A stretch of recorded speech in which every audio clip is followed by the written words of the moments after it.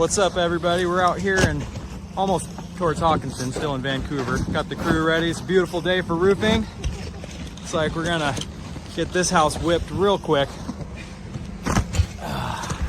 Got roof line over here, giving us a special priority delivery. Mr. Jeff over there. This house, homeowner had lots of leaks on their skylights right over here. And so he finally said, I've had enough of those, and we're gonna actually sheet over each one of these skylights. You know, he's not wrong. We can do skylights, and if they're done the right way, then they're not gonna leak on you. In this case, they just didn't hold up over time, and this homeowner was tired of them. He's got about 10 skylights on this house, on the upper and lower sections.